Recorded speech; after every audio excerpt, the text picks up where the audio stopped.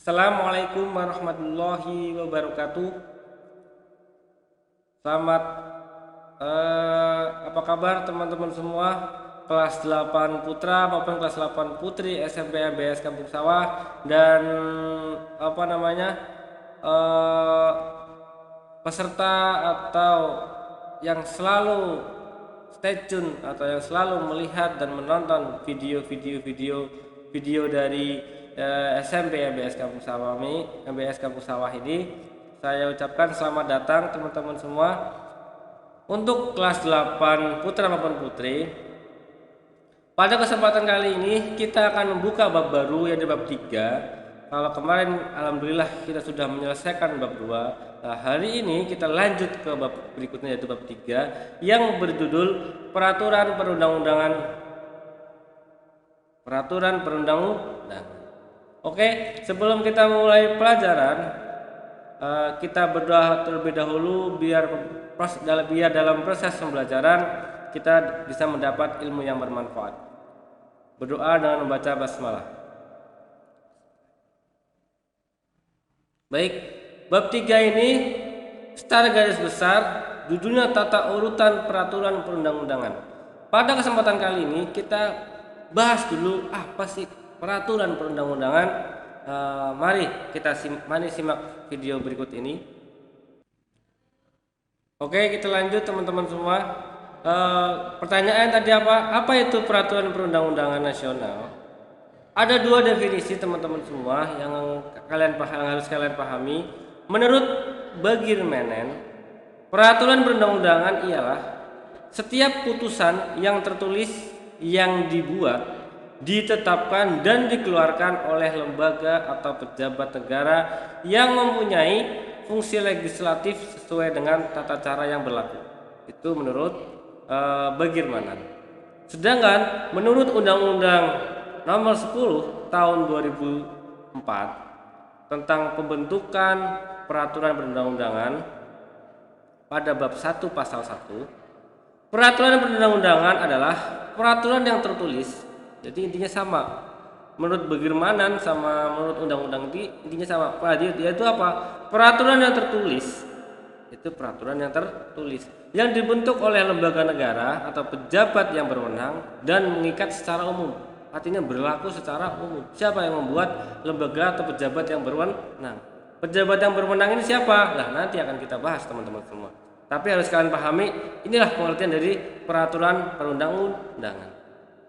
Yaitu apa? Peraturan tertulis yang dibuat oleh lembaga negara yang berlaku secara umum dan mengikat. Itu adalah peraturan perundang-undangan menurut Undang-Undang Nomor 10 Tahun 2004, yaitu bab 1 dan pasal 1. Oke, kita lanjut teman-teman semua.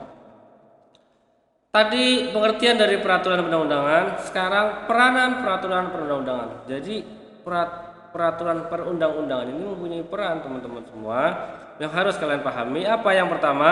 Merupakan kaidah hukum yang mudah dikenal, mudah diketemukan kembali dan mudah ditelusuri. Bisa kalian telusuri, misalkan undang-undang KUHP, bisa kalian searching di teman-teman semua. Dan biasanya dipublikasikan oleh siapa? Oleh anggota Dewan Perwakilan. Misalkan ada revisi, ada dan lain sebagainya. Yang kedua, memberikan kepastian hukum yang lebih nyata karena kaidah-kaidah dalam peraturan perundang-undangan mudah diidentifikasi dan diketemukan kembali. Yang ketiga, adanya struktur dan sistematika yang lebih jelas sehingga memungkinkan untuk diperiksa dan diuji kembali baik dari segi formal maupun dari segi materi muatannya. Yang keempat, pembentukan dan pengembangan peraturan perundang-undangan dapat direncanakan. Jadi tahap-tahapnya ada teman-teman semua. Tahap dalam merancang undang-undang itu ada teman-teman semua. Nanti akan kita bahas di pertemuan selanjutnya. Kira-kira seperti apa sih? Tapi ini perannya dulu, peran peraturan perundang-undangan kurang lebih seperti ini. Yang kedua, yaitu apa? Kita lanjutkan. Yang selanjutnya yaitu prinsip peraturan perundang-undangan. Prinsipnya pada dasarnya satu, yaitu dasar hukumnya selalu peraturan perundang-undangan. Jadi prinsip dari peraturan perundang-undangan itu dasar hukumnya selalu peraturan perundang-undangan. Dasar hukum selalu peraturan perundang-undangan. Yang kedua, hanya peraturan tertentu yang dijadikan landasan yuridis. Jadi jika ada acuan hanya peraturan-peraturan tertentu. Bisa jadi undang-undang dasar yang wajib sebagai apa? Sebagai landasan.